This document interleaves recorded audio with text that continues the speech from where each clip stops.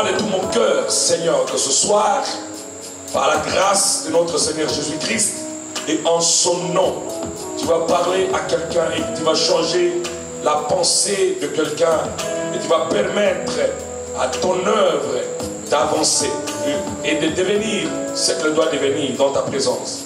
Père, je te remercie d'être présent en ces lieux. Et ta présence est l'absence totale de l'ennemi. Je te remercie, Seigneur, de guérir ceux qui sont venus malades. Je te remercie de délivrer ceux qui sont possédés. Je te remercie, Seigneur, d'encourager ceux qui sont découragés. Je te remercie, Seigneur, de lever ceux qui sont abaissés. Je te remercie, Seigneur, de bénir ton peuple. Tout ce qui se donne nuit et jour pour ton œuvre. Que toute la gloire te revienne. Au nom de Jésus. Amen. Amen. Amen. Amen, amen, amen, amen, amen. Alléluia. Sans plus tarder, nous prenons nos Bibles rapidement. Et je vais lire un texte très long, mais nous allons prendre certains versets. Vu que le bien-aimé est avec la lecture. Nous sommes dans le livre des Juges. Juges chapitre 1 au verset. Non, Juges chapitre 6. Nous commençons au verset 1 au verset 4 et nous sautons, nous lisons le verset 11 au verset 14 et nous lisons le verset 25. Le verset premier. Les enfants d'Israël firent ce qui déplaît à l'Éternel. Et l'Éternel les livra entre la main de Madian pendant 7 ans. La main de Madian fut puissante contre Israël. Pour échapper à Madian, les enfants d'Israël se retirèrent dans les ravins, dans les montagnes, dans les cavernes et sur les rochers fortifiés. Verset 3. Quand Israël avait semé, Madian montait avec Amalek et les fils de l'Orient et ils marchaient contre lui. Verset 4. Ils campaient en face de lui, détruisaient les productions du pays jusqu'à vers Gaza. Et ils ne laissaient en Israël ni vivre, ni brebis, ni bœufs, ni ânes. Amen. Arrête-toi un peu là-bas. Vous comprenez un peu l'action des Madianites, n'est-ce pas? Ce sont des gens qui sont le peuple de Dieu. Donc ce ne sont pas des gens avec lesquels on pouvait jouer. Donc quand ils venaient pour la victoire et pour la destruction. Amen. Continuons la lecture, sautons. Allons-y au verset 11 jusqu'au verset 14. Verset 11. Puis vint l'ange de l'Éternel, il s'assit sous le térébinthe d'Orpha, appartenant à Joas, la famille d'Abiézer. Gédéon, son fils, battait du froment au pressoir, puis le mettre à l'abri de Madian. L'ange de l'Éternel lui apparut et lui dit: l'Éternel est avec toi, vaillant héros. Gédéon lui dit: ah, mon Seigneur, si l'Éternel est avec moi, si l'Éternel est avec nous, pourquoi toutes ces choses nous sont-elles arrivées? Et où sont les prodiges que nos pères nous annonçaient quand ils étaient en Égypte? L'Éternel ne nous a-t-il pas fait monter de l'Égypte? Maintenant, l'Éternel nous abandonne et nous livre entre les mains de Madian. L'Éternel se tourna vers lui et dit: va avec cette force que tu as et délivre Israël de la main de Madian. N'est-ce pas moi qui t'envoie? Verset 15. Gédéon lui dit. Là, nous allons verset 25 rapidement. Verset 25. Dans la même nuit, l'Éternel dit à Gédéon: prends le jeune taureau de ton père et le second taureau de 7 ans. Renverse l'autel de Baal qui est à ton père et abat le pieu sacré qui est au-dessus. Tu bâtiras ensuite et tu descends. Là, on s'arrête là. Amen. Gloire au Seigneur, nous sommes au chapitre 7 du même livre. Je voudrais que vous compreniez très bien la pensée du Seigneur ce soir. Chapitre 7, le même livre des Juges. Et nous sommes au verset 9 au verset 12. Chapitre 7, le verset 9.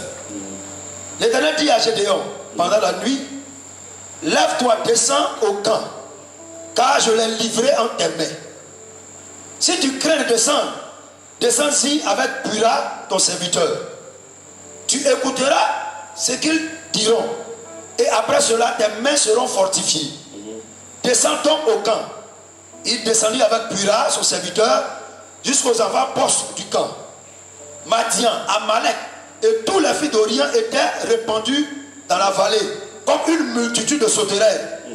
Et leurs chameaux étaient innombrables, comme le sable au bord de la mer. Verset 13. Non, c'est bien. C'est bien. Que le Seigneur bénisse sa parole au nom de Jésus. Que le Seigneur nous accorde ce faveur au nom de Jésus. Je prie que cette parole nous ouvre l'intelligence au nom puissant de Jésus. Alléluia. Que toute la gloire revienne à Jésus-Christ. Est-ce qu'on peut dire Amen? Un amen fort. Un amen vitaminé. Un amen glorieux. Un amen sec. Gloire au Seigneur. Alléluia. Hier, nous avons commencé à développer un sous-thème qui s'intitule « Comment peut-on être béni pendant qu'on sert le Dieu de son Père ?» Alléluia. Parce que notre thème principal, c'est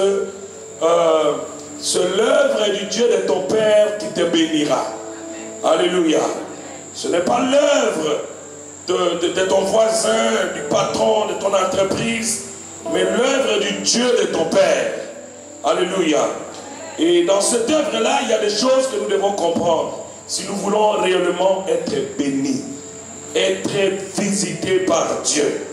Hier, j'ai insisté sur le fait que l'important, ce n'est pas de se focaliser sur nos propres besoins, mais de comprendre la vision et de mettre la vision en pratique. Alléluia. Parce que la vision de Dieu change tout. J'ai dit que Dieu donne la mission à son serviteur et là, le serviteur développe une vision pour l'accomplissement de cette mission-là. Il vous communique cette vision-là et vous avez une mission. Votre mission, c'est d'aider le Père à accomplir sa vision qui est déjà dans la mission que Dieu lui a donnée. Alléluia. Alors aujourd'hui, je voudrais vous donner une autre clé qui va nous permettre d'être bénis pendant que nous servons le Dieu de notre Père. Mes chers frères, la bénédiction ne vient pas juste par hasard. Dites Amen.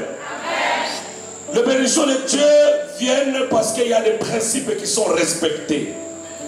Avant, lorsque je prêchais la parole, je parlais des choses de gauche à droite et je croyais que cela allait changer ma vie et changer la vie des autres. Mais j'ai vu que rien ne marchait parce que j'étais en train de prêcher un évangile global. Je ne prêchais pas un évangile précis. Je ne connaissais pas le principe de Dieu. Alléluia. Parce que si tu ne connais pas le principe de Dieu, tu vas prêcher, tu vas parler, les gens diront Amen, mais leur vie seront la même. Alléluia. Ou leur vie seront le même. Alors, le Seigneur a commencé à m'enseigner. Par exemple, un jour, j'étais en train de demander au Seigneur, j'ai dit, comment un homme comme moi, tu m'as donné ton onction, tu m'as donné la faveur de prêcher ta parole. Et je prêche ta parole sous l'onction. Mais apparemment, les fruits de mon ministère ne sont pas vraiment proportionnels à l'onction qui est dans ma vie, que sur moi. Je sentais que je ne portais pas de fruits. Même du point de vue financier, j'avais des difficultés à nouer les deux bouts. Même pour payer ma maison, même pour acheter une voiture, c'était des problèmes. Et pourtant, le Seigneur guérissait, le Seigneur délivrait. Il faisait de grandes choses. Alléluia. Alors un jour, le Seigneur m'a parlé. Je ne sais pas si j'ai déjà donné ce témoignage ici. Un jour, le Seigneur m'a parlé. Il m'a parlé clairement dans une vision. Il m'a dit, écoute-moi mon fils, tes sacrifices sont insignifiants devant le Seigneur. Il me dit, tu vois, tu donnes, mais ce que tu donnes est trop insignifiant. Donc, tu pries, je t'augmente l'onction, mais quant aux choses matérielles, il y a une loi perpétuelle, un principe établi, qui est la loi du donner et du recevoir. La loi de la sémence et de la moisson. Il dit, si tu sèmes comme tous les fidèles, tu verras que je te bénirai financièrement. J'étais étonné, moi je pensais que c'est le simple fait seulement de prêcher la parole qui pouvait m'amener toutes sortes de bénédictions financières ou matérielles, mais ce n'était pas ça. Il y avait un principe que je devrais respecter parce que ce principe s'appliquait et aux prédicateurs et à ceux à qui l'on prêche la parole. Amen. Alléluia. Amen. Et j'ai mis ce principe, ça fait au moins 5 ans maintenant, je crois que nous sommes à la 4e année ou 5e année, que j'ai commencé à donner tout ce que le Seigneur m'a donné. Dès que le Seigneur me bénissait, je prenais cela, je me mettais dans son œuvre. Alléluia. Je me souviens, lorsque j'avais reçu cette révélation, mon épouse et moi avions dans notre compte un petit montant, je crois, de 5 000 € comme ça. Et c'est ça, on l'avait gardé jalousement parce qu'on croyait faire de grandes choses avec ça. Même quand tu avais besoin à l'église, on ne voulait pas faire toucher ces montants-là parce que on voulait quand même économiser pour des choses à venir. Alors, depuis la révélation, depuis le jour où j'ai reçu cette révélation, j'avais parlé à mon épouse. Je lui ai dit, voilà ce que le Seigneur nous dit. Et mon épouse, gloire soit rendue à l'Éternel, elle est une femme très obéissante, que Dieu la bénisse. Et nous avons pris cet argent, nous avons commencé à s'aimer. Alléluia. Chaque fois que l'église avait un besoin, même l'église de quelqu'un d'autre, nous avons commencé à s'aimer. Je me souviens, j'ai donné ma dîme une longue période au ministère d'un certain Créflo dollar. Comme ça, pendant 10 mois, j'ai donné ma dîme dans ce ministère-là. Et je me souviens quand Béni venait qui demandait 1000 € par personne pour soutenir ses actions évangéliques, je me levais pour donner cet argent. Je me souviens le jour où une femme, Joanit Bynum, une femme qui prêche très fort l'évangile, était venue en Hollande et elle avait demandé 1012 $ à chacun. J'ai pris le même argent, j'ai sémé. Et sans compter le nombre de voyages que j'ai fait pour rencontrer les hommes de Dieu, les hommes élevés dans les choses de Dieu. Je ne partais pas même vide pour rencontrer ces gens-là. Alléluia. Je partais toujours avec un sacrifice avec moi parce que j'avais compris que quand Dieu te révèle sa parole et que tu obéis à sa parole, c'est que derrière cette révélation et derrière cette obéissance, il y a un miracle qui nous attend. Il y a un miracle qui est caché. Alléluia. Et j'avais fait ces choses et j'ai commencé à voir que le Seigneur a commencé à changer notre vie. Le Seigneur a commencé à nous bénir fortement. Alléluia. Nous avons commencé à avoir des biens matériels que nous n'avions pas la capacité d'avoir en peu de temps. Alléluia. Le Seigneur a commencé à toucher le cœur des gens. Les mêmes gens qui nous voyaient avant servir le Seigneur. Ces mêmes gens nous voyaient servir le Seigneur, mais ils ne s'intéressaient même pas à nous. Amen, amen. Et Dieu a commencé à les toucher. Laissez-moi vous donner un témoignage du prophète d'une vieille hollandaise que je connais depuis longtemps. Elle a 94 ans maintenant. C'est une vieille amie. J'allais la visiter et nous discutions avec elle. Beaucoup de choses de Dieu. Et d'habitude, on était vraiment des amis. Je me souviens quand il fallait que je me marie, sa fille nous avait donné l'argent pour le mariage. Et puis nous avons noué des bonnes relations. Cette femme, je ne savais pas qu'elle était vraiment riche et qu'elle avait beaucoup d'argent. Alléluia. Mais un jour, il n'y a pas longtemps, elle m'a appelé pour me dire, regarde, moi je suis en train de mourir. Je suis en train de mourir. Mais vraiment, je ne veux pas que je meure pour le moment. Je ne veux pas que je meure pour le moment. Alors, dis-moi, pour que tu manges du 1er au 30, il te faut combien? Moi, j'étais en train de blaguer. Et je lui ai dit, non, pour que je mange du 1er au 30, bon, c'est dans les 300 €, quelque chose comme ça. On achète la nourriture, tout ça, les jus. 300 €, c'est combien de francs ici? Je crois 180 000 ou 200 000. Amen. Quelque chose comme ça. Alors, cette femme me dit, écoutez, jusqu'au jour où je mourrai, je passerai dans tes comptes de 300 € pour que tu achètes la nourriture. Alléluia. Donc, à partir d'aujourd'hui, tout ce que tu vas manger ce mois, si je meurs, ça s'arrête. Alors, dites-moi, quelle prière je vais faire? Alléluia. Vous savez, il y a des gens intelligents dans ce monde. Amen, amen. La dame ne veut pas mourir et maintenant, il veut mettre mon Dieu en épreuve. Alors, quelle prière je dois faire, mon frère? Seigneur, qu'elle vive encore parce que les bonnes choses viennent d'elle. Alléluia. Et effectivement, j'ai pris comme ça. Il dit, donne-lui encore la force, encore 2 ans, Seigneur. Encore 3 ans, Seigneur. Et elle qui avait un problème dans ce poumon, elle ne pouvait pas respirer convenablement, elle respirait avec des appareils. Le Seigneur lui a fait grâce. Et elle respire normalement. Alors moi je disais à ma femme, elle sera là. Elle sera là, elle ne mourra pas maintenant. Alléluia. Alléluia. Alors nous la gardons dans nos prières. Parce que c'est elle qui nous nourrit. Alléluia. Je crois bien que si elle fête encore son anniversaire de 95 ans au mois de septembre, je crois bien qu'elle va augmenter un peu la ration. Alléluia. Pour vivre encore longtemps. Acclamons le Seigneur. Je vous ai parlé de ces petites choses, ce n'est pas juste pour vous dire comment je vis, mais pour vous dire comment l'Éternel est derrière ce principe pour bénir son peuple. Alléluia. Alors vous êtes obligé, mon frère, de connaître certains principes. Vous pouvez être à côté d'un grand prophète, mais ce n'est pas ça la raison qui va faire que vous ayez son onction. Parce que nous connaissons un homme qui a marché avec Élie, il s'appelle Élisée. Alléluia. La Bible dit que ce monsieur a servi son père, à tel point que son père mettait le main et que Élisée lavait ses mains, avant que son père ne mange. Et le jour où Élie partait, Élisée a demandé la double portion de son onction. Nous connaissons l'histoire et on a vu que Élisée avait reçu le même manteau. Alléluia.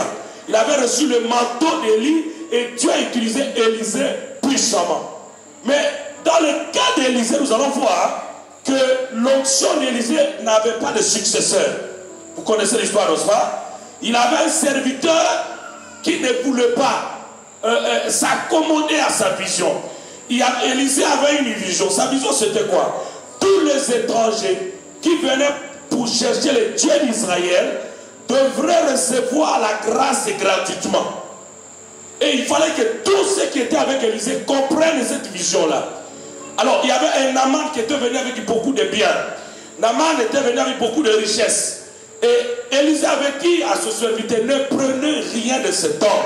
Parce que dans ma vision, les Syriens, les Assyriens, le voisin qui viennent pour chercher le Dieu d'Israël, il faut que nous leur donnions la grâce et qu'ils retournent avec leurs biens afin qu'ils glorifient notre Dieu. Alléluia.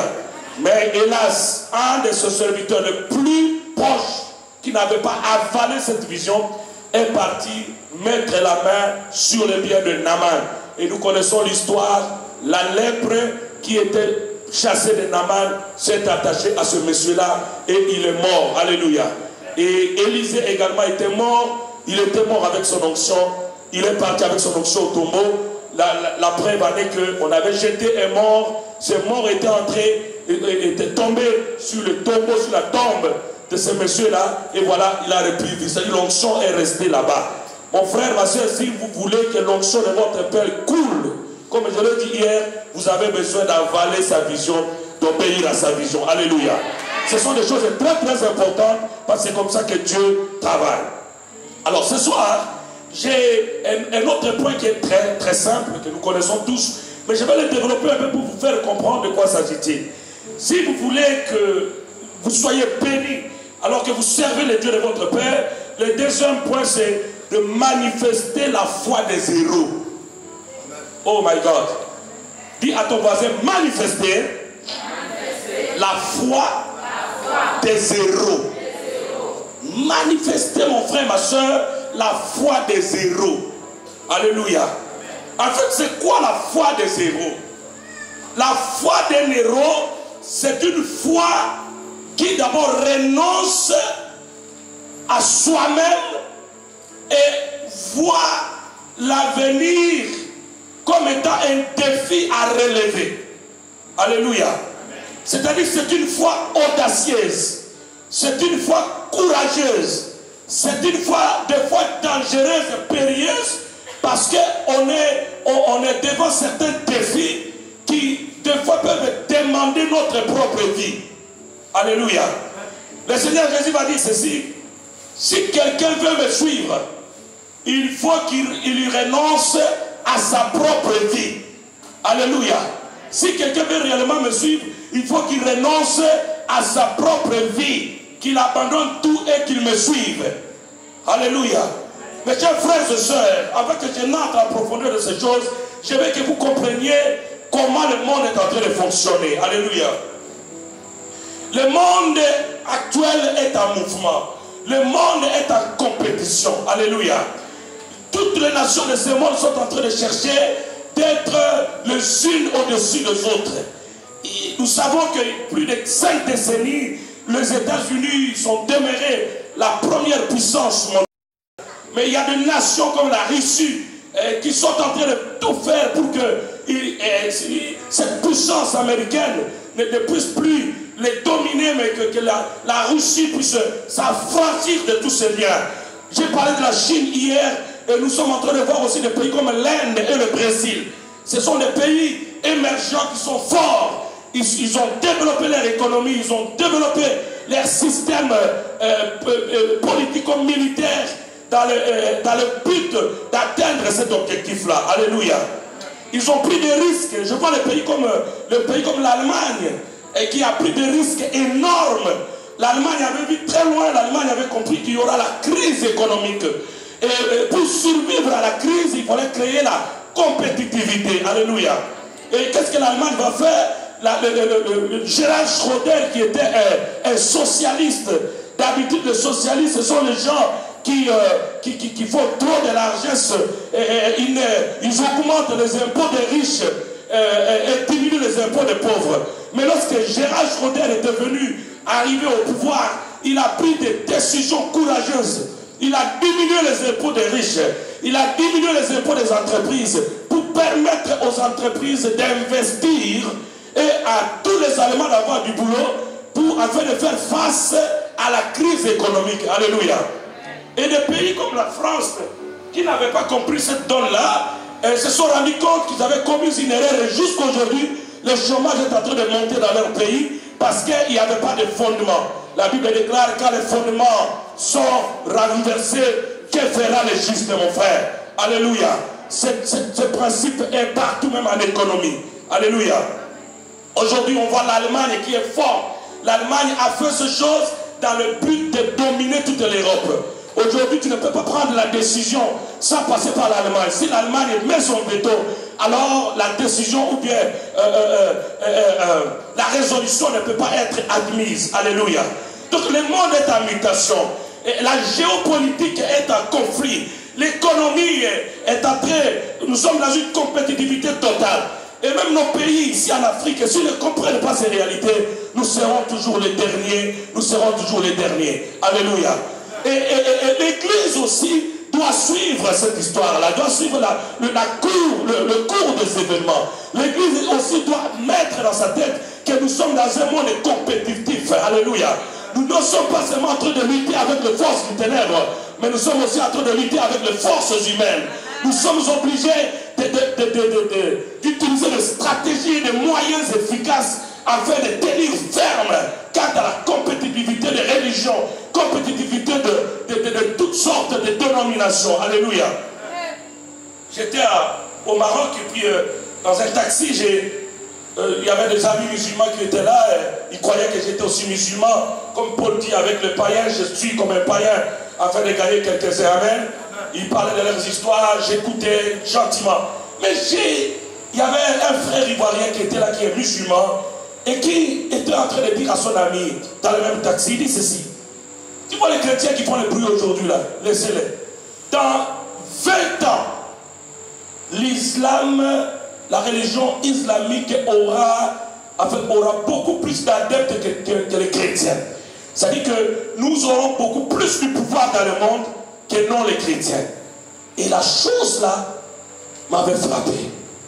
Alors j'ai dit, c'est peut-être la raison pour laquelle le Seigneur a permis que je sois ici à Casablanca, pour entendre un peu cette parole-là.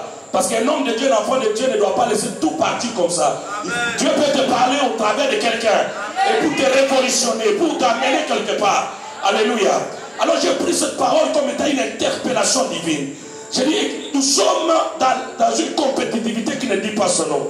Alors si nous ne changeons pas nos stratégies, notre vision et notre façon de travailler, alors nous qui étions les premiers, nous risquons de devenir les derniers. Mais je prie le Seigneur que vous soyez toujours les premiers et que vous montiez toujours et pour l'éternité. Alléluia. Alors bien aimés, nous ne pouvons pas faire de grandes choses même quand nous comprenons la vision de notre Père. Vous ne pouvez pas faire de grandes choses même si vous avez avalé la vision de votre Père, si vous n'avez pas la foi des héros. Alléluia. La foi des héros, c'est une foi qui confronte des réalités. C'est une foi agissante. Alléluia. Parce qu'un héros, c'est un personnage courageux. Un personnage qui s'est distingué pour un objectif quelconque qu'il voulait atteindre. Il était même prêt à donner sa vie. Alléluia. Nous connaissons nos leaders de l'indépendance. Au nom de nos indépendances, Ces gens étaient prêts à être emprisonnés. Et on les trouvait même dans les prisons, ils ne mangeaient pas. Ils étaient là, d'autres comme Patrice Lumumba. Et on les a brûlés dans l'acide, juste parce qu'ils ont demandé l'indépendance. Mais cela n'a pas empêché leur détermination de voir leur nation libérée du colonialisme. Ils ont accepté la mort, une mort honteuse, pour réellement faire en sorte que le peuple que nous sommes, nous soyons indépendants, que nous puissions hausser notre tête. Et même notre Seigneur Jésus-Christ nous a montré l'exemple. Il a montré sa foi d'un héros. La Bible dit, il a affronté la croix. Il a affronté la mort. Et quelle mort? La mort de la croix. Il était humilié. Lui qui était fils de Dieu. Mais comme il était animé d'un objectif, et cet objectif était de te sauver, toi et moi, de nous sauver de la mort, de la puissance de Satan. Jésus a accepté la croix. Il a manifesté sa foi. Il savait que son Dieu n'allait pas le laisser dans la tombe. Son Dieu n'allait pas le laisser périr ou bien n'allait pas le laisser pourrir dans le tombeau. Il a accepté cette humiliation. Le premier jour était passé. Le deuxième jour était passé. Le troisième jour, le Seigneur avait honoré sa foi. Et Jésus est ressuscité. Il est sorti du tombeau. Et à ce moment, je vous parle, il est vivant. Il est parmi nous. Et il règne au siècle des siècles. Alléluia. Si nous voulons faire de grandes choses dans ce pays, nous devons imiter ces gens-là. Amen, amen. Notre exemple, c'est Jésus-Christ. Nous devons l'imiter. Amen. Les gens comme les apôtres Paul, ce sont des gens qui étaient frappés, ils étaient humiliés, ils étaient même jetés dans des trous, juste parce qu'ils avaient un objectif à atteindre. Alléluia.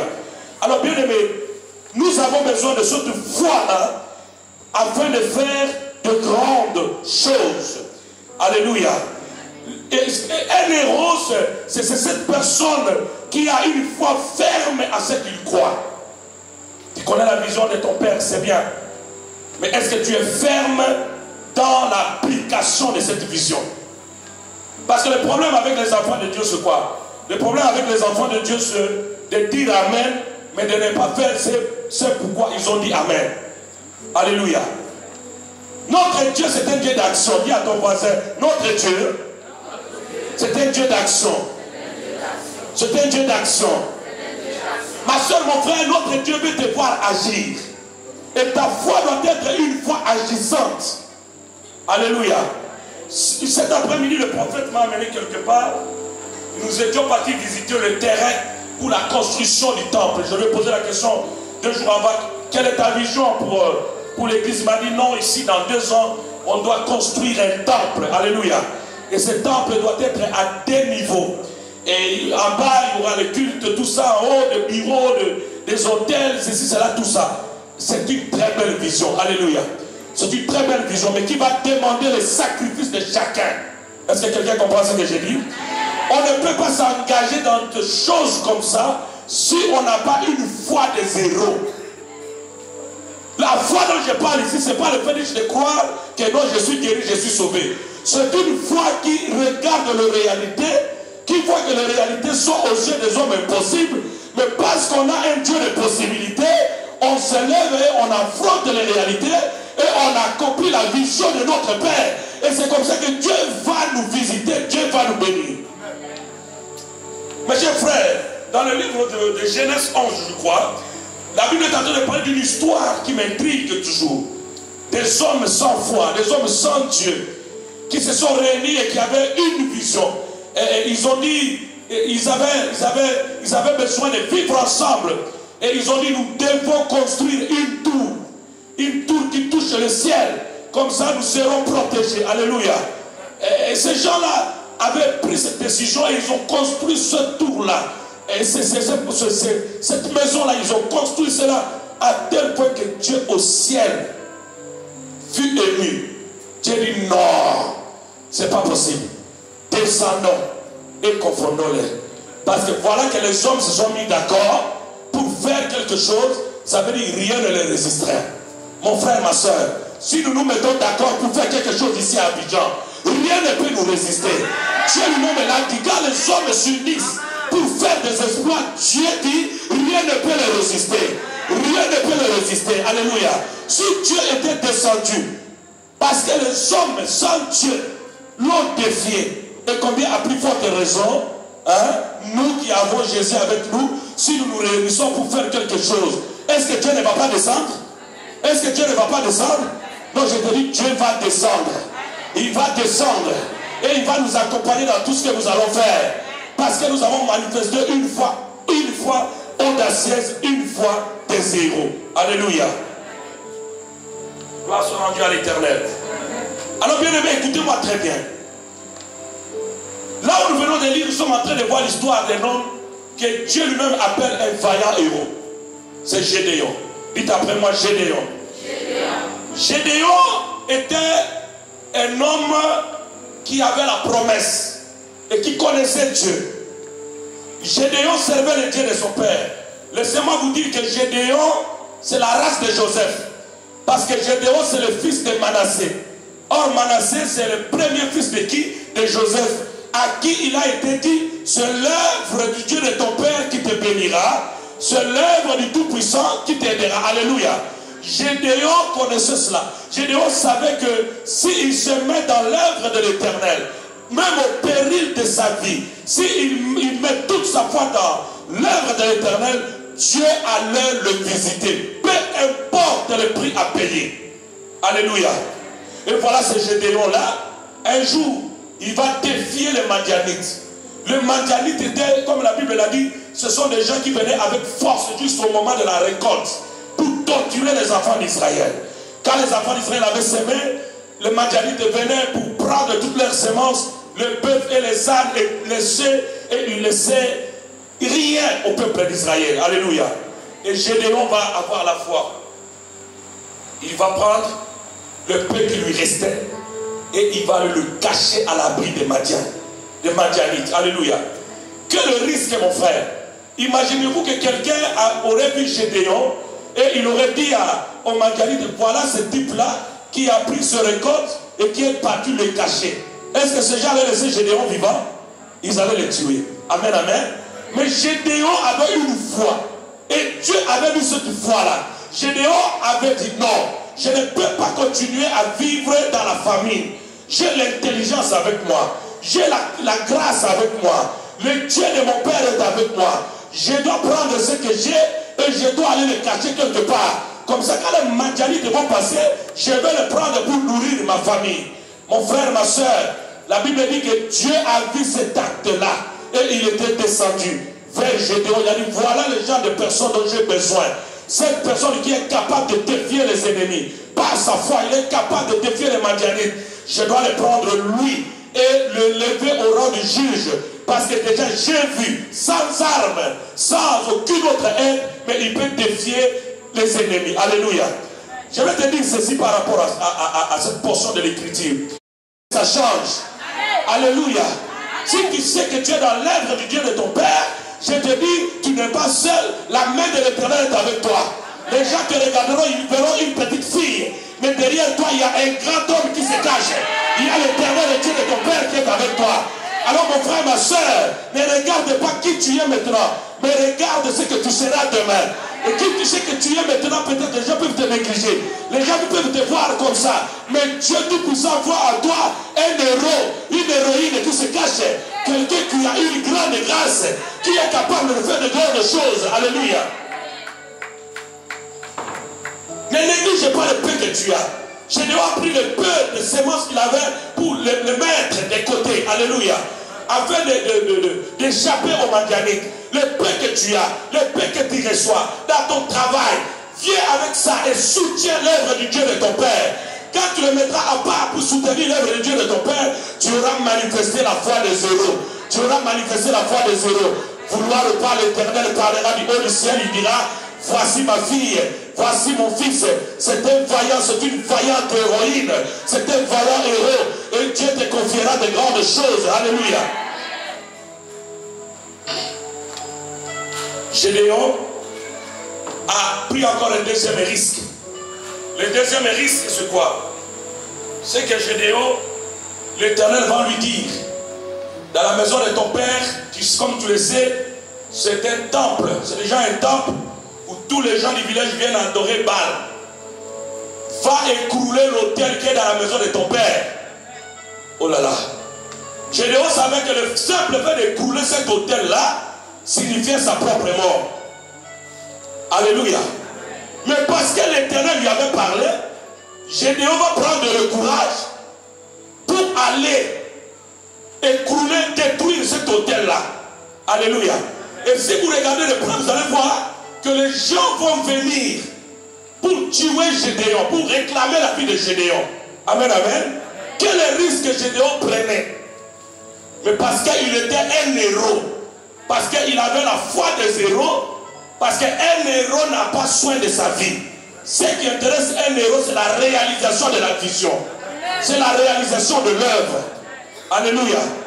Vous savez, il y a des pays au monde, mon frère, où il y a des maisons inachevées. C'est au Congo. Tu vas aller dans les quartiers, tu vas trouver des maisons inachevées. Des maisons inachevées. Ce sont des spécialistes qui construisent, mais ils ne finissent jamais. Et ces gens-là ont des parcelles, des parcelles, des parcelles. Alléluia. Et moi je me suis dit, mais pourquoi ces gens commencent à construire, mais ils n'arrivent jamais à la fin? Et le Seigneur m'a dit, c'est parce qu'ils n'ont pas la foi des héros. Alléluia. Un héros, c'est quelqu'un qui commence une œuvre et qui, malgré les épreuves, il doit amener cette œuvre à la fin. Jusqu'au bout. Parce que la Bible dit, le Dieu qui a commencé à vous cette bonne œuvre, l'amènera jusqu'à la perfection.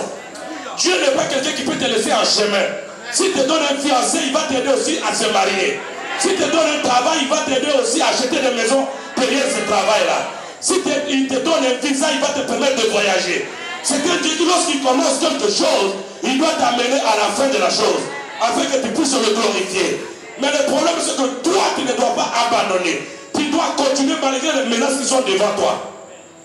Alléluia. Amen. Et Gédéon a pris ce risque.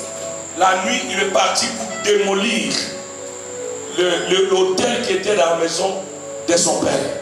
Sans l'autorisation de son père. Je pense que Gédéon n'entendait que la mort. Quand les gens du village vont venir le matin pour adorer, ils vont se retrouver que l'autel et les dieux là-bas étaient par terre. Alors tout le monde va se fâcher pour dire qui a fait cela. On va leur dire que c'est Gédéon qui a fait cela. Alléluia. Ils ont cherché Gédéon pour le tuer, mais Dieu a protégé Gédéon. Alléluia. Laissez-moi dire à quelqu'un, si tu es dans l'œuvre du Dieu de ton Père, il peut m'envoyer des maladies, la maladie ne t'atteindra pas. Il peut m'envoyer des flèches, les flèches ne t'atteindront pas. Il peut m'envoyer des maladies, les palous ne t'atteindront pas. Il peut m'envoyer des malédictions, les malédictions ne t'atteindront pas. L'Éternel te protégera parce que tu es dans la vision du Dieu de ton Père. Tu marches selon les signes de l'Éternel. Gédéon était protégé parce que Gédéon marchait selon les signes de l'Éternel. Il a agi selon la parole qui venait de la part de l'Éternel. En d'autres termes, Gédéon était dans l'œuvre du Dieu de son Père. Gédéon faisait l'œuvre du Dieu de son Père. Et quand on fait l'œuvre du Dieu de notre Père, peu importe le nombre des ennemis, quelle que soit la grandeur, la puissance de nos ennemis, ils ne nous vaincront pas, ils ne nous vaincront jamais. Alléluia. Parce que nous sommes dans la volonté de Dieu. Je suis venu prophétiser dans la vie de quelqu'un que si tu t'engages ce soir dans l'œuvre du Dieu de ton Père, la maladie n'aura plus de dessus sur toi. La pauvreté n'aura plus de dessus sur toi. Le célibat disparaîtra. La pauvreté partira. Et toute sorte d'humiliation partira au nom de Jésus. Alléluia. Amen. Ils n'ont pas pu tuer Gédéon. Amen. Parce que Gédéon agissait selon la parole, selon la vision de l'Éternel, du Dieu de son père, du Dieu de Joseph. Alléluia. Et nous allons encore voir le troisième risque qu'il va prendre. Le Seigneur va lui dire que tu vois, les Madianites ont encerclé, les ennemis avaient déjà encerclé, assiégé tout le pays. Et le Seigneur lui dit, c'est toi qui dois libérer le pays de la main de ces gens-là. Gédéon s'est lamenté, il a dit non, je viens d'une famille pauvre, je ne peux pas. Mais l'Éternel lui a dit non, non, non, non, ça ne sera pas toi, mais ça sera ma puissance en toi. Je ne te laisserai pas. Alléluia. Et cette fois-ci, Dieu va le mettre à l'épreuve. Il va lui dire, va dans les camps des ennemis. Quel risque, frère? Aller menu, sans armes, dans le camp de tes ennemis. Là où il y avait la mort. Amen. Vous savez, il y a des bénédictions que nous pouvons recevoir juste quand nous confrontons la mort. Je ne sais pas à qui je parle, mais il y a des choses qui peuvent venir dans ta vie juste quand tu confrontes des réalités qui sont impossibles. Toi-même tu regardes, tu dis ça c'est impossible. Des missions impossibles. Vous savez, j'aime les films là, qu'on appelle des missions impossibles. C'est-à-dire que vous allez voir que l'acteur principal va toujours finir par vaincre. Alléluia. Les gens peuvent mourir tout autour de lui, mais lui il va finir toujours par vaincre. Alléluia. Et toutes ces choses-là sont là pour nous aider à comprendre que ce monde, mon frère, il vient de peut-être donner gratuitement. Tu as besoin de te confronter à certaines réalités pour prendre ce que de toi. Alléluia. Et ce monsieur va se lever avec son serviteur. Oh, j'aime le tel serviteur. Je pense qu'il a dit à son serviteur, non, on va entrer dans les camps des ennemis. Son serviteur lui a dit, non, on va le tuer. Mais parce que je suis à ton service, parce que je sais que tu as un Dieu, on va aller ensemble. On va aller ensemble. Alléluia. L'église et le ministère a besoin de tels gens. Les gens qui veulent se tenir aux côtés de leur leader pour leur dire, non, nous sommes avec toi, à la vie comme à la mort. Alléluia. Je me souviens de Thomas. Jésus avait dit de retourner à Judée. Et là où 3 jours avant on voulait tuer Jésus, on le cherchait pour le tuer. Et d'autres apôtres ils ont dit non, on ne peut pas retourner là-bas parce qu'on te cherche pour te tuer. Et Thomas va dire, écoutez, s'il faut mourir, nous allons mourir ensemble avec lui. Nous allons aller avec lui, nous allons mourir là-bas. Mon frère, nous avons besoin de gens comme ça. Les gens qui peuvent se lever avec nous. Quand nous sommes menacés, ils sont avec nous. Quand nous pleurons, ils sont avec nous. Même quand il y a un danger, ils sont toujours à nos côtés. Alléluia. Et quand tu fais ce genre de choses, Dieu te bénit toujours. Gédéon était parti avec le serviteur. Ils ont pris ce risque-là. Et la Bible me dit que l'Éternel va faire entendre à Gédéon le cri de la victoire. Et Gédéon va retourner. Alléluia. Mon frère, ma soeur, pourquoi j'ai parlé de toutes ces choses-là? C'est pour te montrer que notre Dieu s'élève avec ceux qui s'élèvent. Notre Dieu travaille avec ceux qui travaillent. Notre Dieu bénit ceux qui travaillent. La bénédiction n'est pas dans les paroles. La bénédiction est dans l'action. La bénédiction est dans l'action. Tout ce que nous faisons pour le Seigneur est prophétique. Quand tu soutiens l'œuvre de Dieu, quand tu viens pour travailler, mais faire de grandes choses avec Dieu, c'est alors que la bénédiction devient matérielle pour toi. Dieu a dit, Jésus a dit, le monde entier sous la puissance du malin. Alléluia. Mais vous, vous êtes de Dieu. Peu importe là où vous pouvez vous trouver, je serai avec vous. Je travaillerai avec vous. Les sorciers peuvent être autour de toi, mais le Seigneur dit, je serai avec toi. Gédéon était au milieu de ses ennemis, mais les ennemis n'ont pas pu le voir. Je prie le Seigneur pour toi, que tu sois invisible aux yeux de tes ennemis, que tu sois invisible aux yeux des sorciers, que tu sois invisible aux yeux des marabouts, dans le nom puissant de Jésus. Alléluia. Personne ne va te donner la vie en cadeau. Mon frère, j'ai appris ces choses, que c'est par le travail et un travail dur que l'élévation peut se matérialiser. La Bible dit, avec Dieu nous ferons des exploits. Mais les exploits ne viennent pas sans la sueur. Si nous voulons être la première église dans cette ville, si nous voulons être le premier ministère, un ministère où les gens doivent venir pour apprendre, nous avons un prix à payer. Nous devons payer un certain prix. Le prix de la fidélité, le prix de la consécration. Alléluia. Nous devons payer ce prix-là. Parce que si nous ne sommes pas prêts à payer le prix, mon frère, nous allons tourner à rond. On ira de gauche à droite. Et notre saison s'expirera. Va s'expirer. Va partir. Et les gens vont se moquer de nous. Alléluia. Jésus a dit, depuis le temps de Jean-Baptiste, jusqu'à ce moment, jusqu'à aujourd'hui, le royaume de Dieu est forcé. Le royaume de Dieu est comment? Forcé. Et ce sont les violents qui s'en emparent. C'est le royaume de Dieu, mon frère, les choses de Dieu, où l'évangile n'est pas donné aux petits enfants. L'évangile est pour les vertébrés.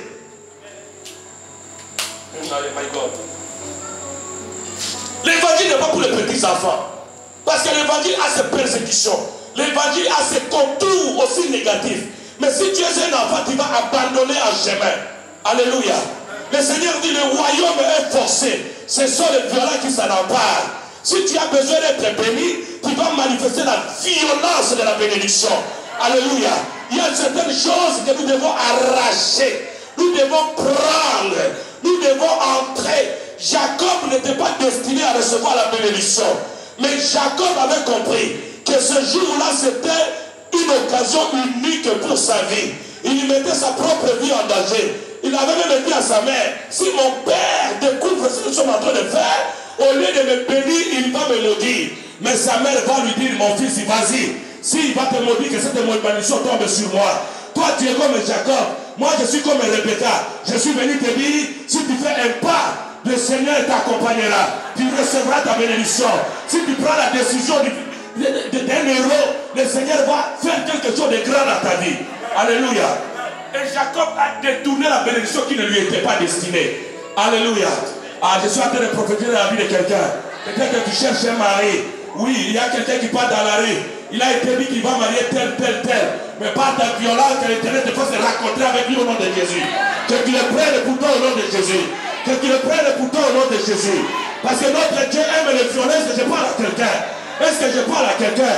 Même si tu n'étais pas appelé à être béni. Même s'il a été dit que toi tu ne seras jamais heureux. Mais par ta violence, tu peux détruire, tu peux annuler les lois de la famille. Tu peux changer les avis de la famille. Tu peux changer le cours des événements de ta vie. Parce que tu as une foi de zéro. Alléluia. Entre nous, tu n'as rien à perdre. Tu as tout fait, tu n'as pas gagné. Maintenant là, mon frère, c'est d'appliquer la foi de zéro. Alléluia. L'église a besoin de gens qui sont comme Esther. Esther était menacée. Les Juifs étaient menacés. La vie des Juifs et d'Esther dépendait de l'entrée d'Esther dans la cour du roi. Le roi avait dit, celui qui entrera ici dans ma cour, sans mon invitation, on va couper sa tête. Alléluia. Et Esther dit à Mardochée, il dit, comme nous sommes menacés, on va nous tuer. Écoutez, nous allons gêner. Je vais prendre 3 jours, malgré ma position de reine. Je vais prendre 3 jours. Je vais gêner, sans manger, ni boire. Le 3e jour, même si Dieu ne me répond pas, même si le roi ne me permet pas d'entrer, j'entrerai dans la cour du roi. S'il faut périr, je périrai. S'il faut mourir, je mourrai. Mais pourvu que j'aille délivrer mon peuple. Et le 3e jour, mon frère, cette femme s'est levée, elle était entrée dans la cour du roi et elle avait libéré tout son peuple. Je suis venu te dire, tu dois entrer là où se trouve ta destinée. Tu dois entrer là où se trouve ta destinée. Tu dois t'engager pour ta destinée. Même si cela va te coûter la vie, laisse-moi te dire, tu ne mourras pas parce que le Dieu de ton Père est avec toi. Tu ne mourras pas parce que le Dieu de ton Père marche avec toi. Il y a un moment dans la vie, mon frère, où on doit sauter dans l'espace. La foi de zéro, c'est la foi de quelqu'un qui saute dans l'espace. Alléluia. Il ne sait même pas comment il va tomber. Mais quelque part, il sait qu'il y a la main de l'Éternel qui n'est pas courte pour sauver. Nous avons besoin de telles personnes dans l'église. Nous avons besoin de telles femmes dans l'église. Est-ce que je parle aux filles d'Esther? Est-ce que je parle aux enfants d'Esther? Que tu sois garçon, que tu sois fille, je suis venu te dire que si tu mets ta foi, qui fait que ta foi soit la foi de zéro, tu peux faire des exploits dans ce pays. Les gens peuvent parler de toi dans ce pays. Si les païens ont parlé d'eux dans ce monde, combien à plus forte raison nous les enfants de Dieu? Alléluia. Vous savez, pasteur, moi je n'aime pas, je ne comprends pas un phénomène. Il y a des gens qui, lorsqu'ils étaient dans le monde, ils étaient découragés. Découragés, on voyait ce qu'ils faisaient, mais en venant dans l'église, ils sont devenus des paresseux. On ne comprend plus rien, ce dont ils sont capables de faire. Alléluia. Tout le monde n'est pas appelé à prêcher. Ceux qui sont appelés à la prédication restent à la prédication. Mais il y a des gens qui dans le monde faisaient de grandes choses. Quand on l'empêchait d'avoir quelque chose, il faisait pas tous les moyens de l'avoir et il l'a eu. Mais à l'église, il est là. On ne voit plus ce dont il est capable de faire. Tout ça, c'est le manque de foi des égaux. Moi, j'ai une petite soeur qui a une cicatrice ici. Vous savez où est-ce qu'il a eu cette cicatrice? Mon père l'a empêché de sortir avec un garçon du village. Elle ne voulait pas. Alors un jour, elle avait sauté la clôture. Elle était tombée, et voilà, elle avait eu une cicatrice. Regardez les gens du monde, comment ils font pour avoir leurs choses. Est-ce que toi, tu peux t'engager avec foi pour que ta bénédiction vienne? Alléluia. Alléluia. Nous avons besoin des gens qui ont la foi des zéros. Les gens qui peuvent affronter des problèmes, des difficultés. Un homme comme moi, j'ai dit, si je vis pour Christ. Il n'y a rien qui soit plus important que Jésus-Christ. Tout ce que je suis maintenant, c'est Jésus. Ce que je serai, c'est Jésus. Alléluia. Mon futur est entre les mains du Seigneur. Même si aujourd'hui je n'ai pas où dormir, mais je sais que l'Éternel est mon berger, je ne manquerai de rien. L'Éternel est mon berger, je ne manquerai de rien. Si je me lève le matin, je n'ai pas quoi manger, je n'ai pas besoin de m'inquiéter, parce que je sais que l'Éternel est mon berger, il me conduit vers le vert pâturage, il va me conduire. Tout ce que je peux faire, c'est de le servir et le servir. Et quand on sert l'Éternel, la bénédiction de l'Éternel descend sur nous. La grâce de l'Éternel se manifeste sur nous. Alléluia. La foi des zéros, c'est la foi qui va te permettre d'accompagner l'œuvre du Dieu de ton Père. Où le Père veut l'amener. Amen, amen. Il n'y a que cette foi qui a permis à David d'affronter Goliath. Un enfant de rien du tout, qui va faire face à un grand guerrier, à un grand combattant, mon frère. Quelqu'un qui avait l'expérience du combat et de la guerre. Même Saül avait dit à David, il lui dit non, David, tu ne peux pas combattre avec cet homme-là. Parce qu'il est expérimenté. Mais David va dire non. Tu sais, moi, comme tu me vois là, j'ai aussi une expérience. Pas avec le monde, mais avec le Dieu de mon Père. Parce que j'étais en bourse, je voyais comment l'ours venait pour arracher une de mes brebis. Mais moi, je me levais pour combattre l'ours. Et je le déchirais. Je le déchirais. Le Dieu qui m'a délivré des griffes du lion, des griffes de l'ours ou de ces animaux féroces, me délivrera aussi de la main de cet incirconcis. Me délivrera aussi de la main de cet incirconcis. Et David avait avancé et David avait terrassé Goliath. Mon frère, ma soeur, laisse-moi te dire que chacun a son Goliath.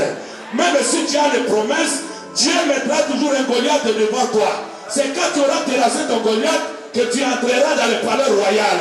Il a fallu que Goliath tombe pour que David soit marié. Oh my God, my God, my God.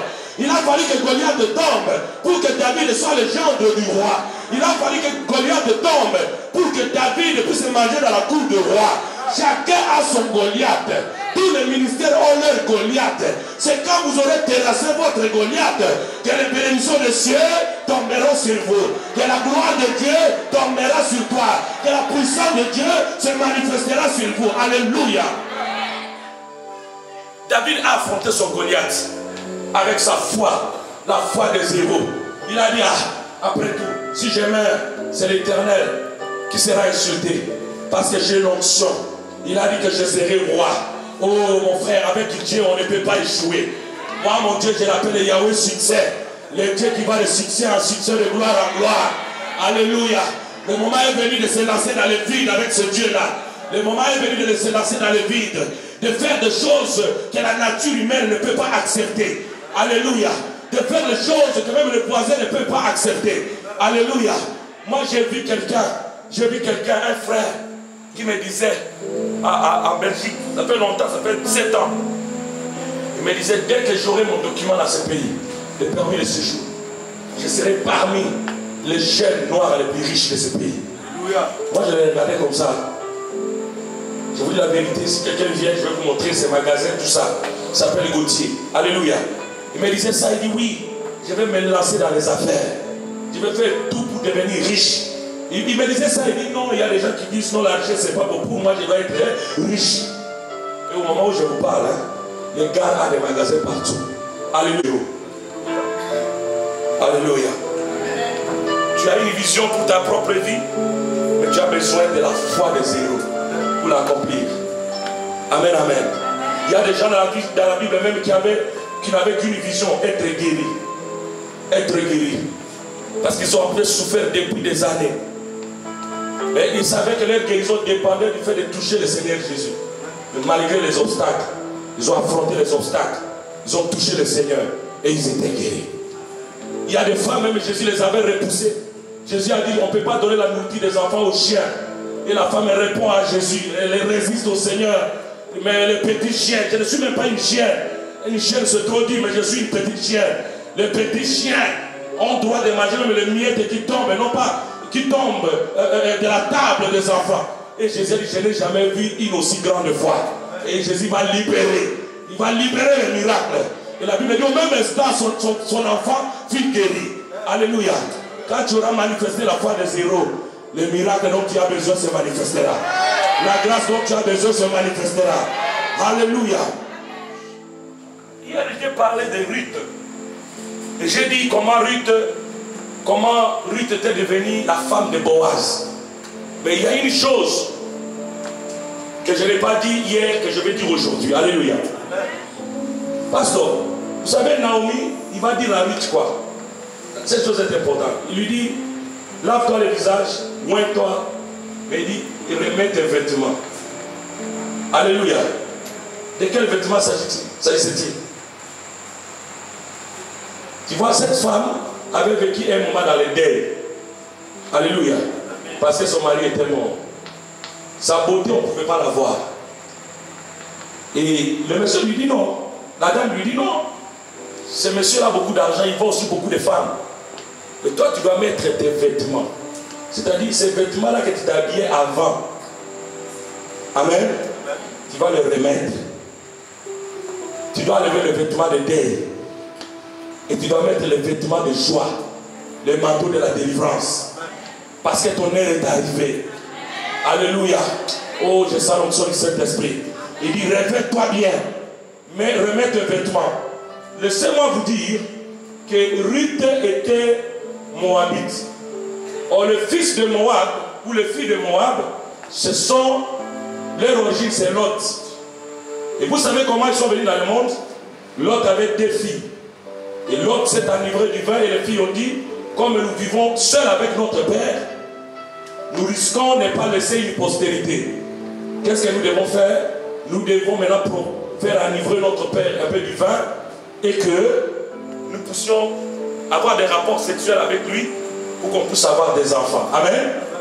C'est dans cette relation-là que va sortir le Moabite. Donc les Moabites étaient réputés à ce temps-là comme les principales, des femmes les plus attirantes, les plus sexy, les femmes, je ne sais pas comment on appelle ça, hein? Séductrices, merci. Les experts en séductrices qui n'ont jamais existé. Alléluia. Et maintenant, regardez, Naomi connaissait bien cette fille, comment elle était avant le mariage.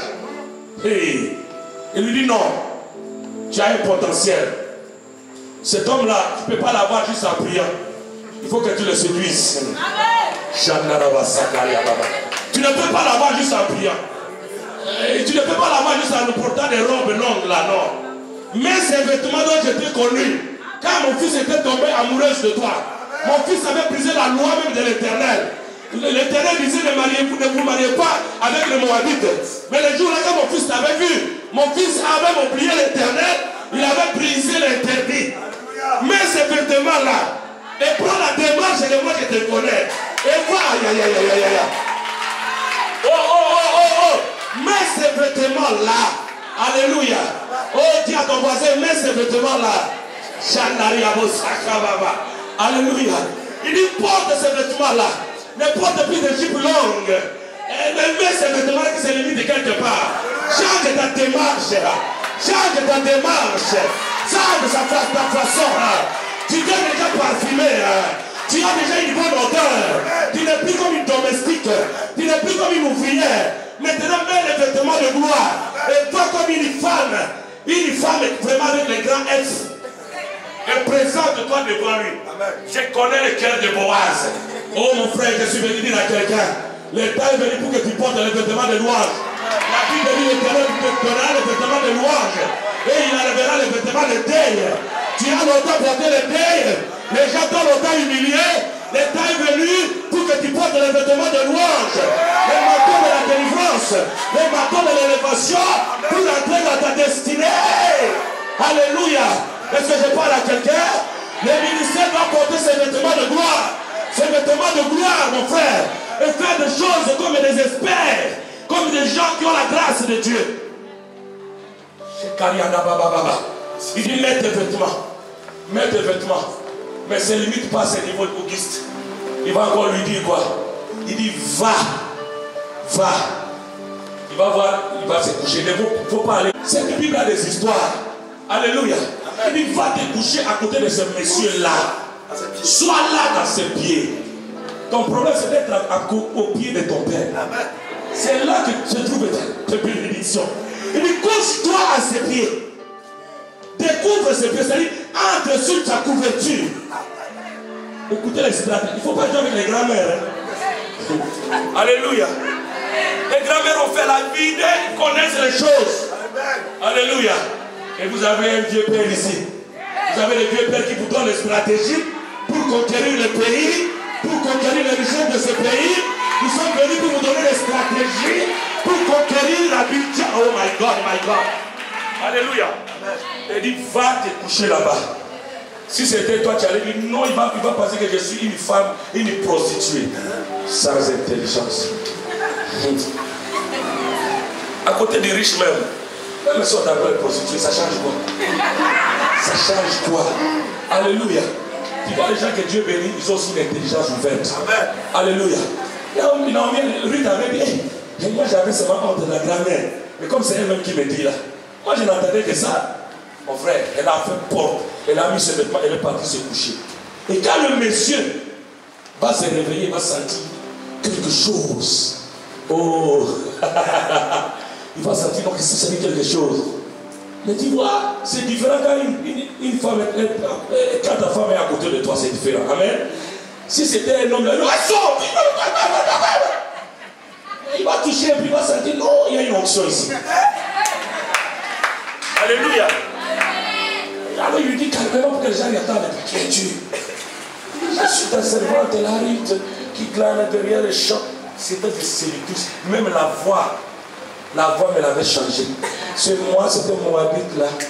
Tu sais, moi, depuis que je t'ai vu là, c'est vraiment, moi je pensais que ma place n'est pas là, mais ma place est à côté de toi. Parce qu'un homme comme toi a besoin de massages spirituels qui te méritent. Je vais te donner des massages comme nous faisons dans notre pays. Comme tu as travaillé toute la journée là, tu étais fatigué. Voilà pourquoi je suis venu un peu toucher tes pieds pour te masser un peu. Mais monsieur dit, ma fille, cet acte ici témoigne de ton vrai cœur. Parce que tu n'as cherché ni les jeunes gens, ni les plus riches du village, mais tu es venu vers moi. Est-ce que la fille lui a dit, je suis venu pour qu'on se marie? Mais le monsieur a dit, je sais que tu es venu pour ça. Que l'Éternel ouvre les yeux de gens qui doivent te bénir. Qu'ils comprennent tes besoins. Qu'ils comprennent tes besoins, qu'ils te bénissent. Je suis en train de dire à quelqu'un, les yeux de Dieu de ton Père vont s'ouvrir et il va te donner ce dont tu as besoin. Car Boaz représente Jésus. Boaz représente Jésus et Naomi représente l'Église. Et l'Église a besoin de s'approcher au pied de Jésus-Christ pour recevoir paix, bonheur et prospérité. Alléluia. Et depuis ce jour-là, la relation s'est formée.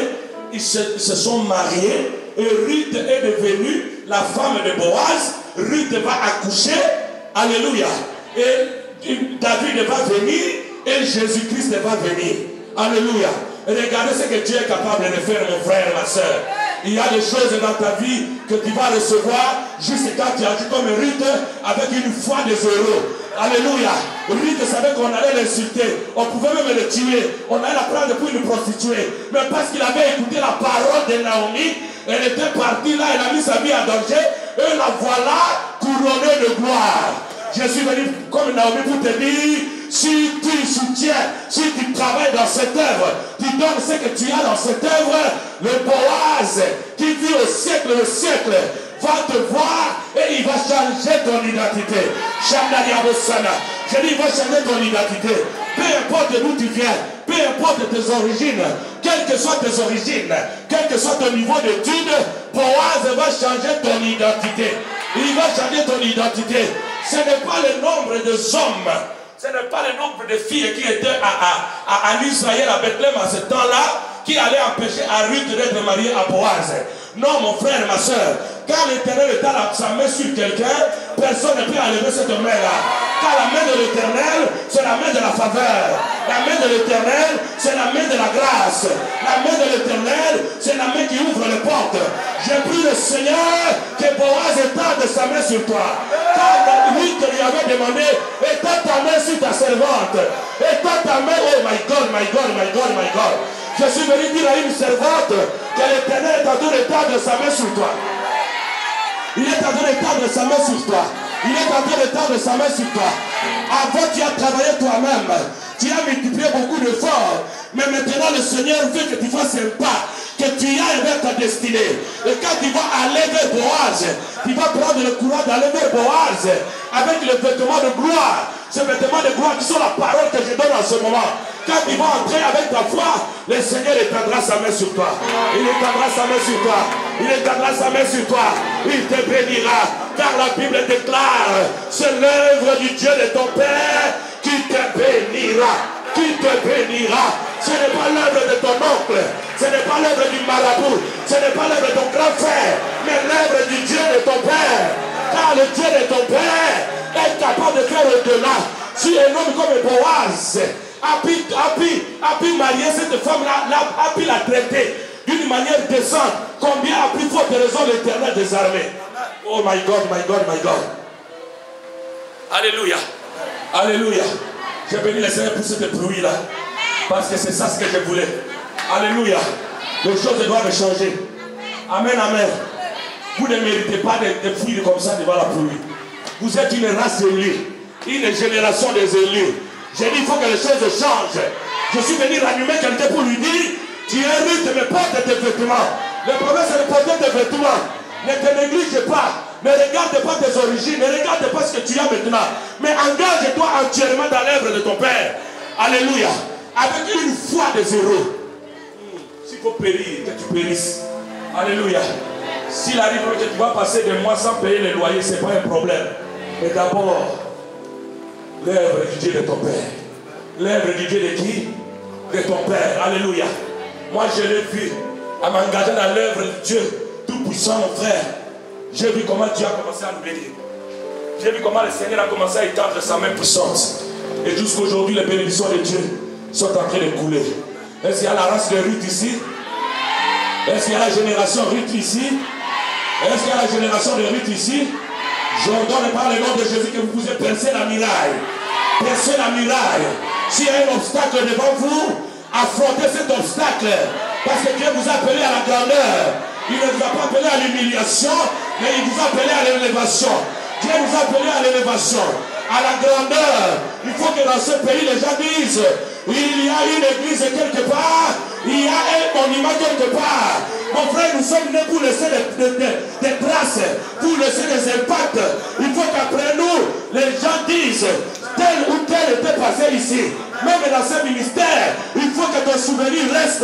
Même si tu meurs, mais les gens vont commencer à se référer à toi. Tu seras une référence.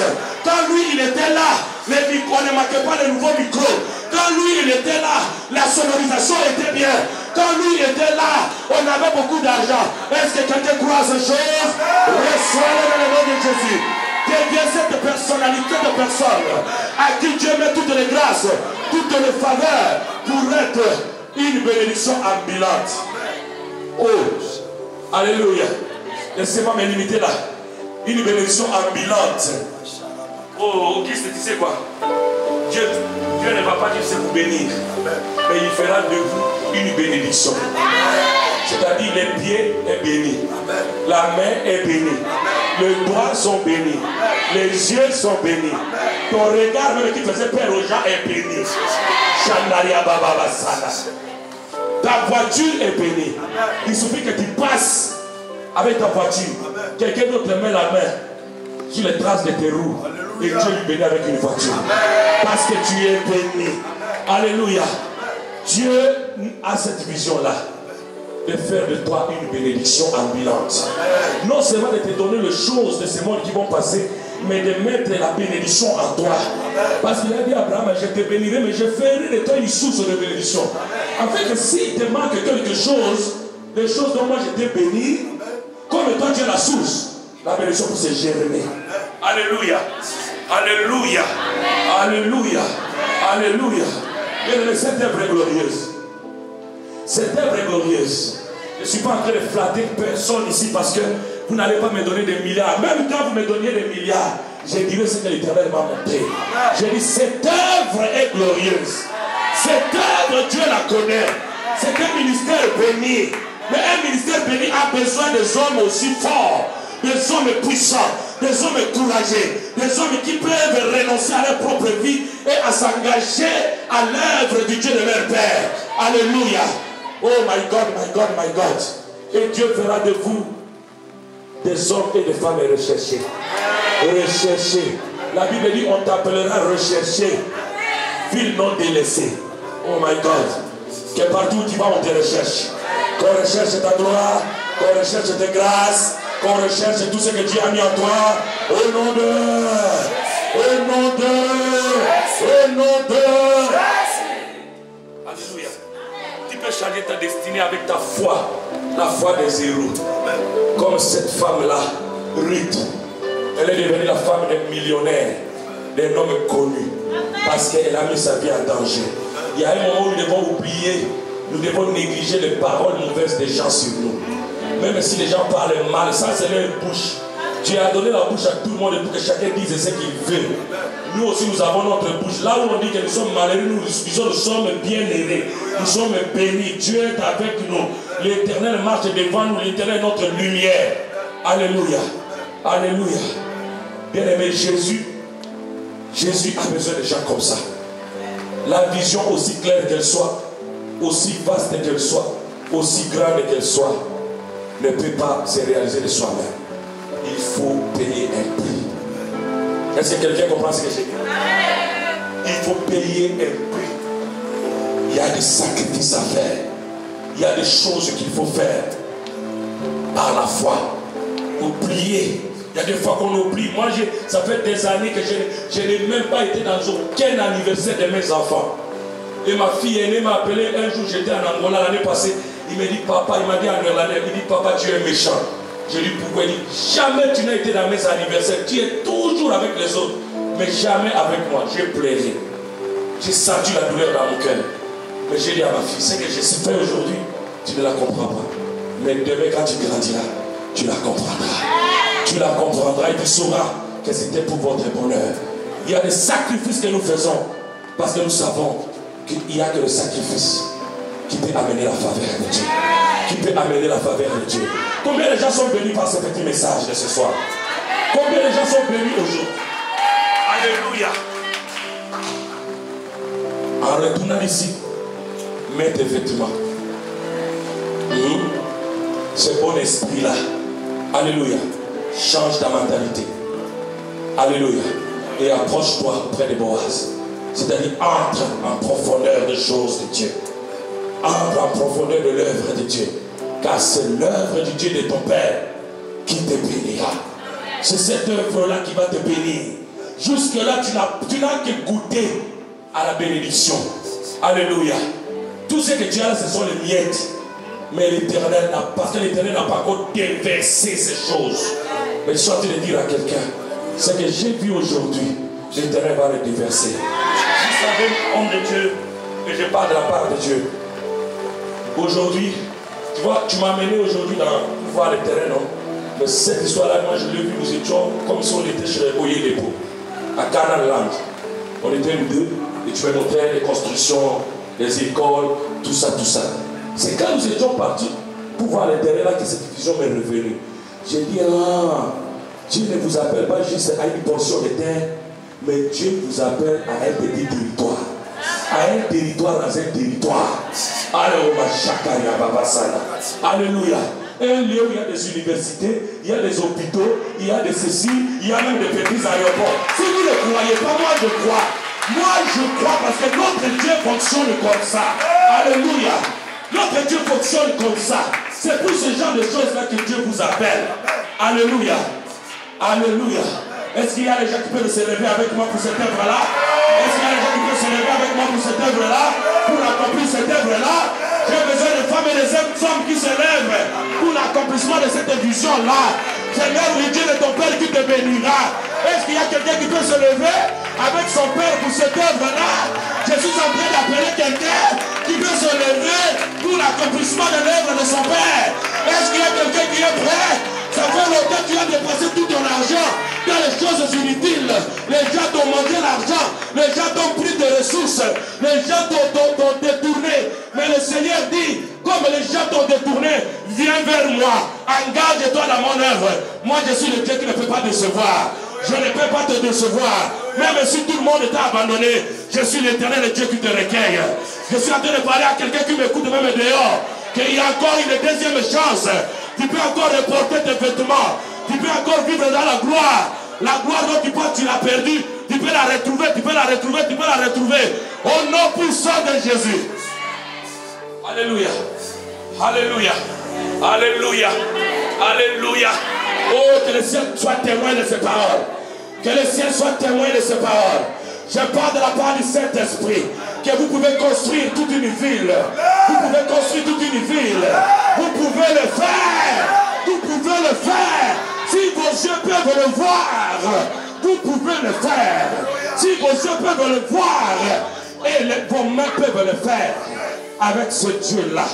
Oh, Gédéon était n'importe qui. Mais en lui, il y avait une foi qui a fait de lui un héros devant l'Éternel. Oh, Rabashakariadaba. Tu peux changer les choses dans ce pays. Il y a des gens qui sont devenus présidents. Ils n'avaient pas de diplôme d'université. Mais parce qu'ils avaient la foi des héros, ils sont devenus des chefs d'État. Ils sont devenus des chefs d'État. Je suis en train de dire à quelqu'un, ce n'est pas le diplôme qui peut te lever. Dieu peut utiliser ton diplôme pour t'amener quelque part. Mais l'élévation vient de l'Éternel des armées. L'élévation vient de l'Éternel des armées. Et l'élévation se trouve dans l'œuvre du Dieu de ton Père. Dans l'œuvre du Dieu de ton Père. Quelle grâce ce soir. Quelle grâce ce soir. Lève tes mains maintenant. Et dis, Seigneur, je ne pourrai pas moi-même par mes forces. Je veux que tu m'accordes une onction spéciale. Parce qu'avant que je parlerai de ces choses, avant que Ruth ne prenne le courage d'affronter Boaz, Naomi l'avait dit, où est toi? Tu dois te oindre d'abord. Tu dois te parfumer le visage.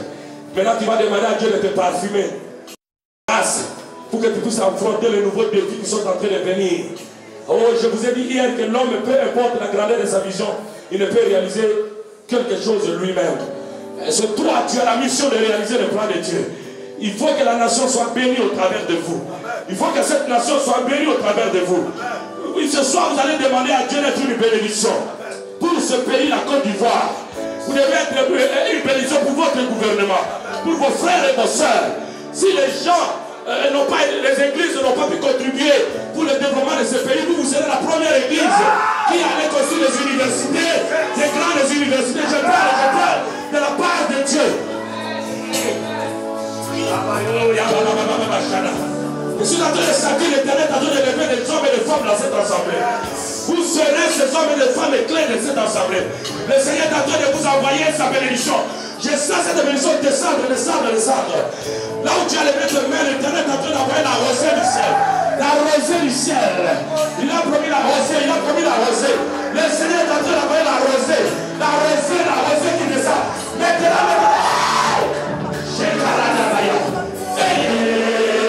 la rosée est en train de descendre. La rosée est en train de descendre. La rosée du ciel. La bénédiction de Dieu dans le ciel. Fais qu'il pleuve. Fais qu'il pleuve. Chantez-moi cette chanson à bien. Fais qu'il pleuve. Je sens la pluie de la bénédiction. Je sens la pluie de ta mère. Le Seigneur est en train de choisir certaines personnes. Il va les utiliser financièrement.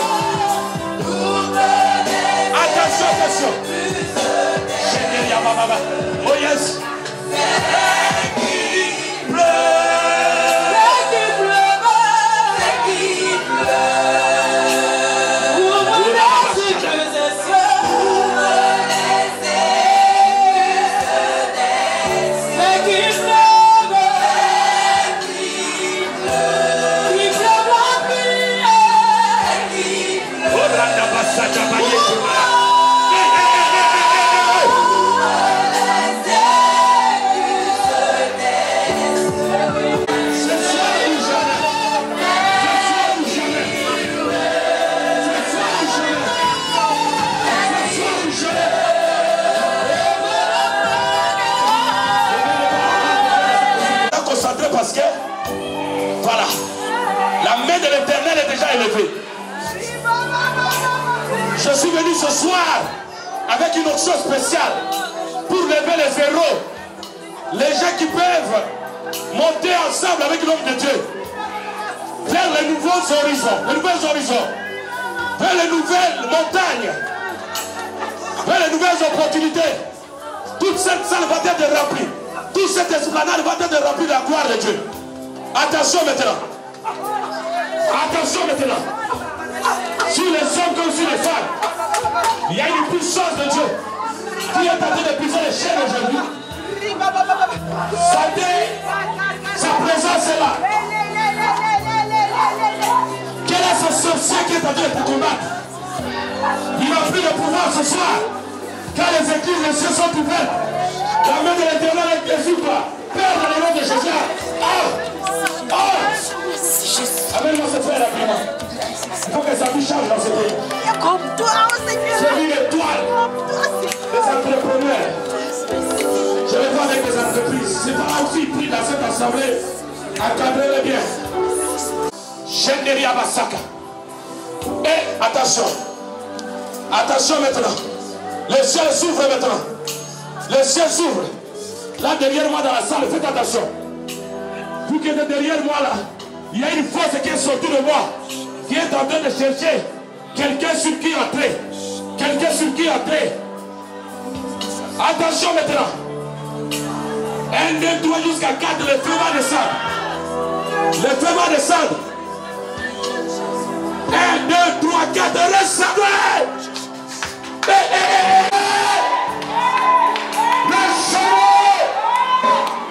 Si vous sortez selon votre foi, si vous sortez selon votre foi, si vous voyez les maisons maintenant, recevez.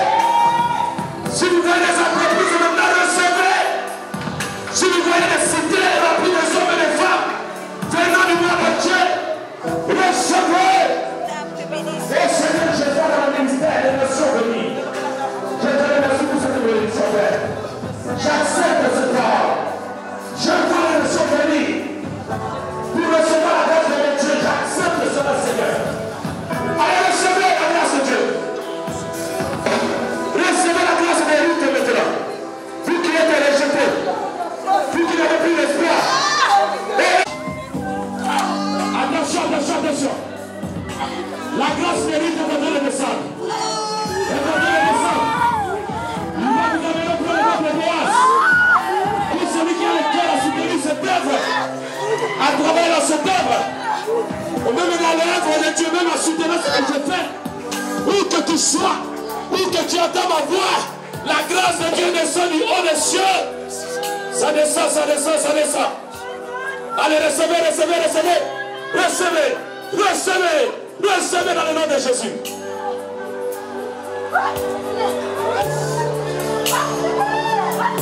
Seigneur, élève qui tu veux élever. Bénis qui tu veux bénir. Manifeste ta gloire sur qui tu veux manifester. Ouais. Approche-le. Que la rosée du ciel t'accompagne. Que le Seigneur t'ouvre les portes. Que la faveur qui est sur moi descende sur toi. Et que cette étoile se manifeste et que tu sois cette personne qui va bénir ce ministère, qui va nous bénir, qui va nous bénir, qui va nous bénir, qui va nous bénir dans le nom puissant de Jésus. Attention dans la salle. Le Père étend sa main. Étend sa main. Étend sa main sur toi. Étend sa main sur toi. Je dis il étend sa main, il étend sa main. Il étend sa main puissante. Ah!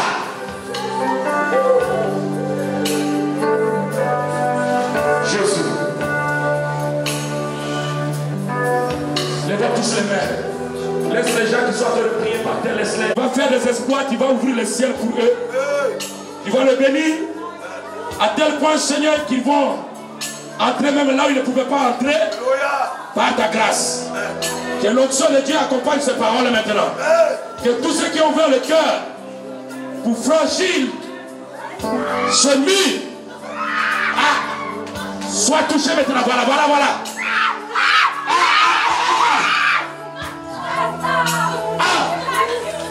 L'Esprit du Seigneur est sur moi. Seigneur, que l'onction qui est sur moi transforme la vie de ce malheureux. l'onction transforme la vie des malheureux. Que l'onction transforme la vie des malheureux. Maintenant dans cette salle. Maintenant dans le nom de Jésus.